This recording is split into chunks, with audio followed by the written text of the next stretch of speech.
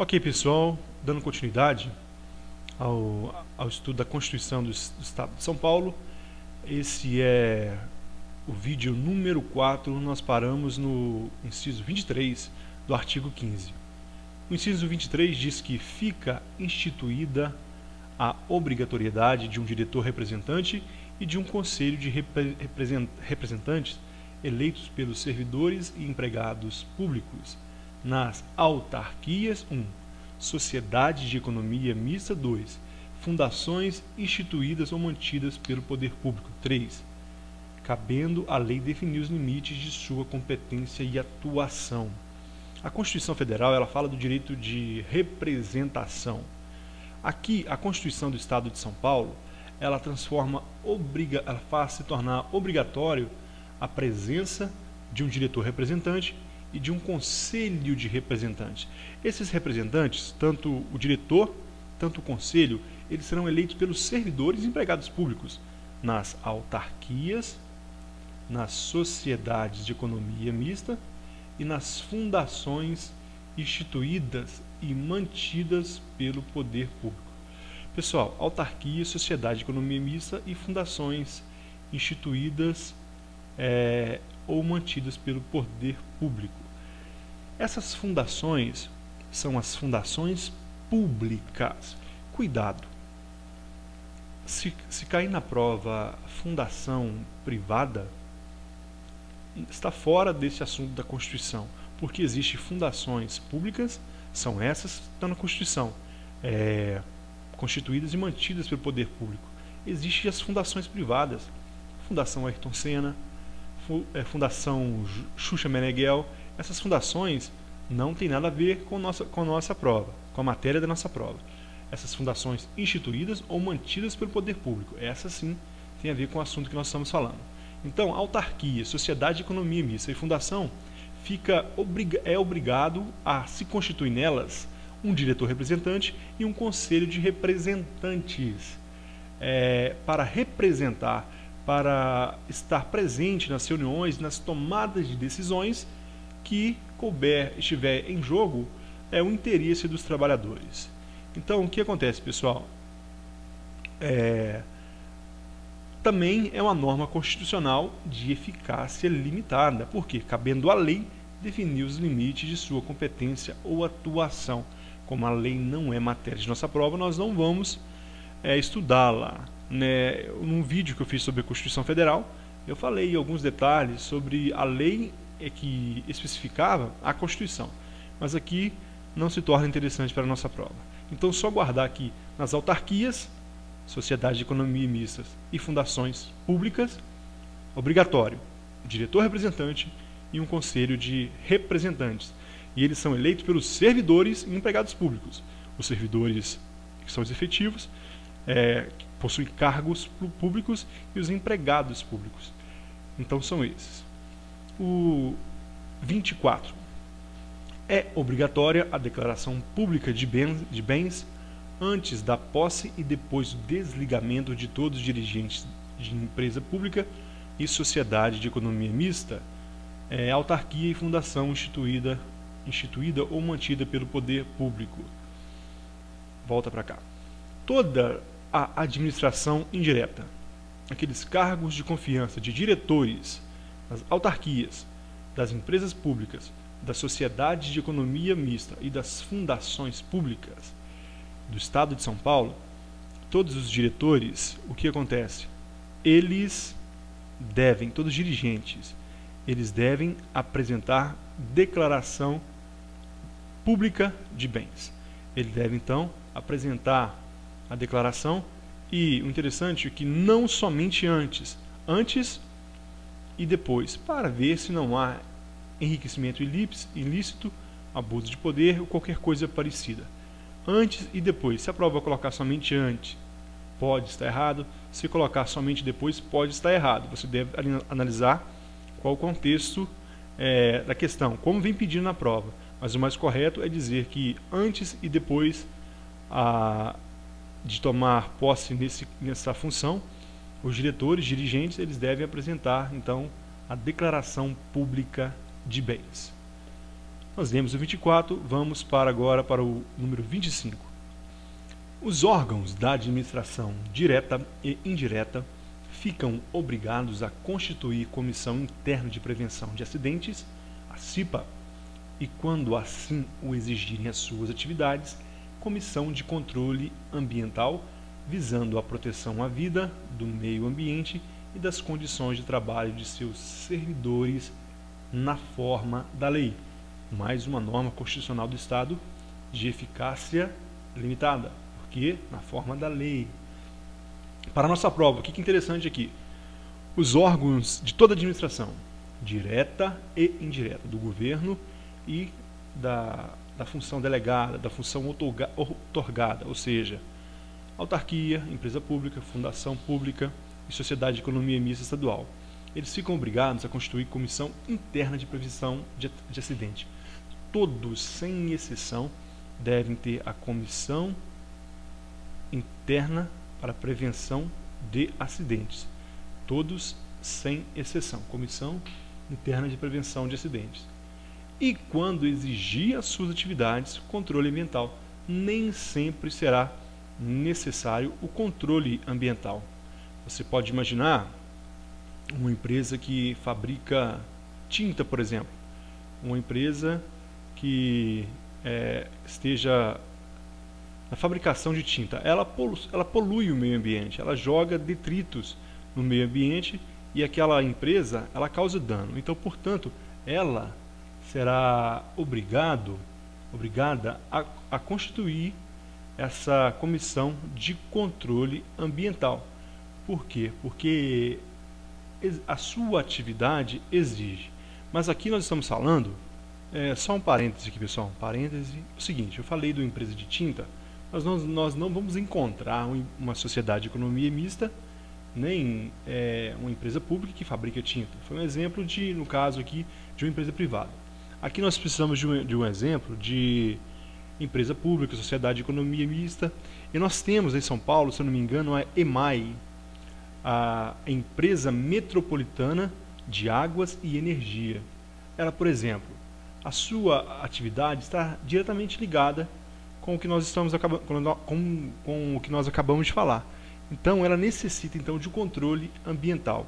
Quando exigir a atividade de determinada empresa pública, de determinada sociedade de economia mista e determinada autarquia, será então necessária a Comissão de Controle Ambiental. Para a nossa prova, ela nem sempre é necessária. Nem sempre se torna necessário a Comissão de Controle Ambiental. O que é obrigatório?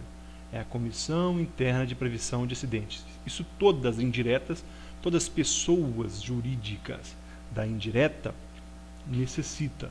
Agora, a Comissão de Controle Ambiental, nem todas. Continuando, o 26. Ao servidor público que tiver sua capacidade de trabalho reduzida em decorrência de acidente de trabalho ou doença do trabalho, será garantida transferência para locais ou atividades compatíveis com a sua situação. Imagina um operador de máquinas de uma determinada sociedade de economia mista. Esse operador ele tem a sua capacidade limitada por um acidente. O que vai acontecer com ele? Garantido, ele tem o direito de ser transferido para um local onde tem uma atividade compatível com a sua situação. É lógico que se ele se tornar inválido, ele vai se aposentar. Então, ele pode também ter a capacidade, ele pode também ter, não somente em caso de acidente, mas também em doença. Então, acidente de trabalho ou doença pode ser transferido. Muito tranquila esse inciso, não há nada que possa nos dificultar na hora da prova. Vamos dar continuidade. Nós paramos no 24, agora o 25.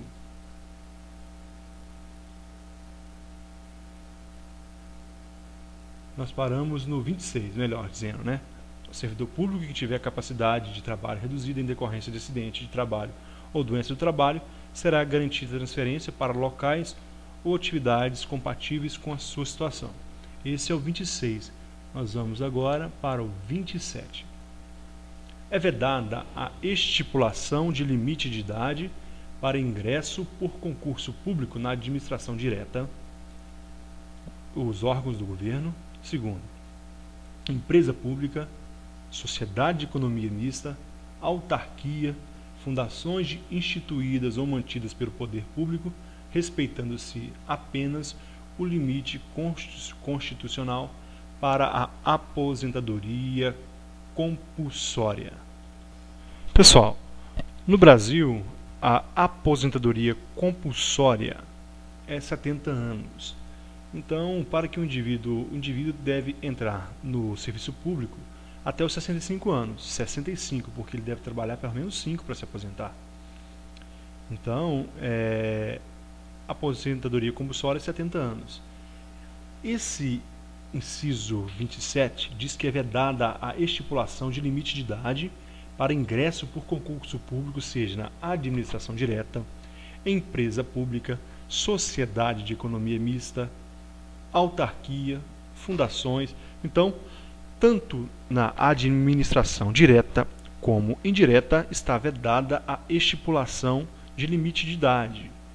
Observe que até mesmo na polícia militar, onde há o limite de idade em alguns estados, até mesmo na polícia militar, mesmo nos estados onde eles estipulam o limite de idade, o judiciário muitas vezes tem quebrado esse limite no controle de constitucionalidade. No caso concreto, muitas pessoas com mais de 28, 30 anos têm entrado até mesmo na polícia militar quando ir no judiciário, mesmo quando é estipulado o limite de idade. Então, tirando fora essa questão do militar, que é um caso à parte, nos cargos da administração direta e indireta é vedado o limite de idade, respeitando o limite de idade para aposentadoria compulsória. A partir dos 70 anos não se pode aposentadoria compulsória, então somente esses 70 anos deve ser levado em conta. O 28. Os recursos provenientes dos descontos compulsórios dos servidores públicos, bem como a contrapartida do Estado destinado à formação de fundo próprio e de previdência, deverão ser postos mensalmente à disposição da entidade estadual responsável pela prestação do benefício na forma da lei que dispuser. Você recebe seu salário, você recebe a sua remuneração como servidor público. Compulsoriamente vai ser descontado do seu salário uma parte para o fundo de aposentadoria, bem como a contrapartida do Estado. Esse fundo, esse dinheiro, esse recurso, ele vai se formar um fundo próprio de previdência social, seja para o caso de aposentadoria, seja para o caso de licença, de saúde, etc. E vai ser posto onde? Num ente estadual. No caso do governo, nós temos o INSS, nós temos, está lá no artigo 203, nós temos os artigos 201 da Constituição, o artigo 200, 203. Então, no estado de São Paulo também há o seu órgão responsável pela captação dos recursos da Previdência Social. Então é isso que está dizendo esse inciso. Nós lemos o 28, agora vamos para o 29. 29.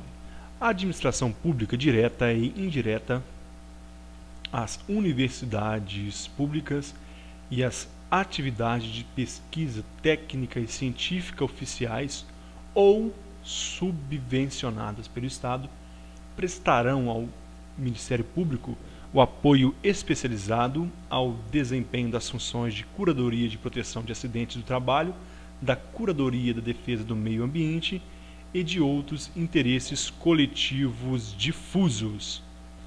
Então vamos lá. Toda a administração pública direta, toda indireta, as universidades públicas, as entidades de pesquisa técnica e científica oficiais ou as subvencionadas pelo Estado, ou seja, aquelas que não são oficiais, mas recebem dinheiro do poder público, prestarão ao Ministério Público, vão auxiliar então o procurador vão auxiliar o promotor de justiça, fornecendo o quê? Apoio especializado ao desempenho das funções de curadoria de proteção de acidente do trabalho e também da curadoria de defesa do meio ambiente e outros interesses coletivos e difusos. Então, pode esses entes, por exemplo, prestar assistência gratuita a vítimas de acidente de trabalho. Outra coisa que ela pode fazer, como a gente pode resumir então? Toda essa administração pública direta e indireta, universidade pública e entidade de pesquisa técnica e científica oficiais ou subvencionadas pelo Estado, elas vão fazer um serviço de curadoria, elas vão proteger, elas vão auxiliar aquele que é hipossuficiente. Eles vão auxiliar o Ministério Público prestando todas as providências necessárias para o andamento dos processos. Eles vão fazer o trabalho de curador, eles vão prestar assistência na forma em que forem intimados. Dando continuidade, parágrafo 1º. A publicidade dos atos, programas, obras, serviços e campanhas da administração pública direta e indireta, fundações e órgãos controlados pelo poder público deverá ter caráter educacional, informativo e de orientação social, dela não podendo constar nomes, símbolos, imagens que caracterizem promoção pessoal de autoridades ou serviços públicos. Pessoal, imaginem vocês um administrador público que constrói uma determinada avenida e ao final ele coloca uma placa lá. Ele pede para colocar uma placa: agradecemos ao político tal pela rodovia que foi construída. Não pode fazer isso. Por quê? Porque promovem a imagem do administrador. Ele não está fazendo mais do que a sua obrigação. Um outro exemplo, um partido tem a cor amarela. A cor do partido é amarela. Aí esse partido vence a eleição, aí ele pinta o hospital de amarelo, a prefeitura de amarela. Não pode, porque isso também é imagem, isso fere o princípio da isonomia, isso fere outros princípios da administração pública. Como eu já havia lido, a publicidade, todos os atos, programas, obras, serviços e campanhas da administração pública direta, indireta, fundacionais, etc., deve ter caráter educacional. O caráter deve ser educacional, informativo e de orientação social. Então, pode a publicidade ter caráter educacional, informativo e orientação social. Como eu falei, não pode ter nome, não pode ter símbolos, não pode ter imagens, etc. Ok? Parágrafo 2º. É vedado ao poder público, direta ou indiretamente, a publicidade de qualquer natureza fora do território do Estado para fins de propaganda governamental, exceto as empresas que enfrentam concorrência de mercado e divulgação destinada a promover o turismo estadual. Imagine que o seu governador ele quer ser candidato a presidente da República. Então, ele vai lá durante os 4 anos de mandato, ele divulga pelos outros estados do Brasil campanhas, propaganda do seu trabalho em outros estados. Isso não pode, é vedado pela Constituição do Estado de São Paulo.